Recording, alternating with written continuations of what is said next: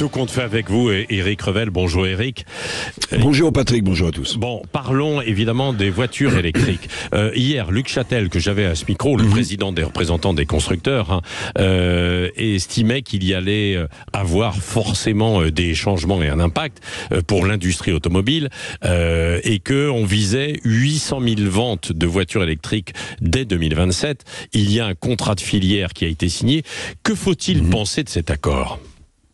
800 000 voitures électriques, c'est un objectif quand même très ambitieux. Luc Châtel l'a pas caché hier. Il s'est vendu, je le rappelle, que 300 000 voitures électriques l'an dernier, en 2023, dans notre pays.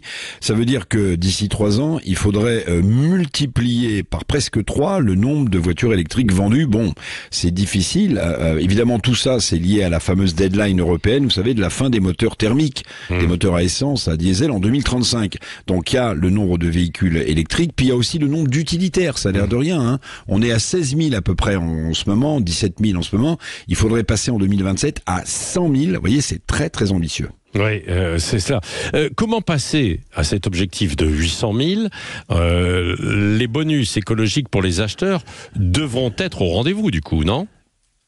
Oui, alors comment atteindre les objectifs ? Bercy, l'État français répond avec des bonus écologiques, vous avez raison.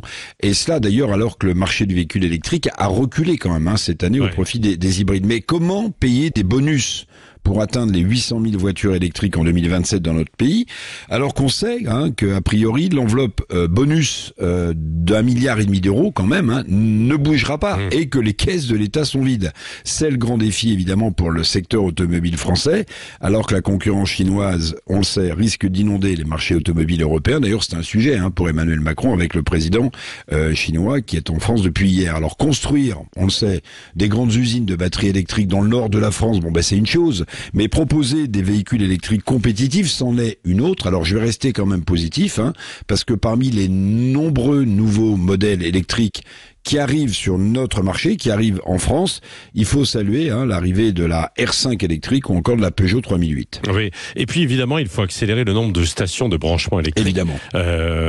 Partout, c'est-à-dire sur les espaces publics et puis chez les particuliers. Ça, c'est un sacré défi aussi. Oui, les branchements évidemment sont indispensables pour que ces voitures électriques puissent se brancher. Bercy a confirmé dans la signature du contrat de filière dont vous parliez tout à l'heure avec Luc Châtel, Bercy a confirmé l'objectif de 400 000 points de recharge en 2030.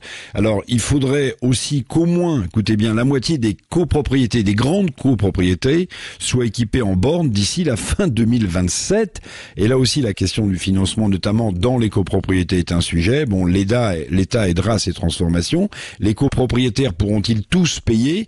Les AG de copropriétaires et du syndic ont vraiment du pain sur la planche. On voit que c'est l'autre défi majeur, les bornes de recharge. Vous l'avez compris, pour la transformation du véhicule électrique, plus que jamais, le nerf de la guerre. C'est quoi ? C'est l'argent. Oui, absolument. Et nous aurons l'occasion d'en reparler dans tous nos rendez-vous et évidemment autour de l'automobile sur Sud Radio.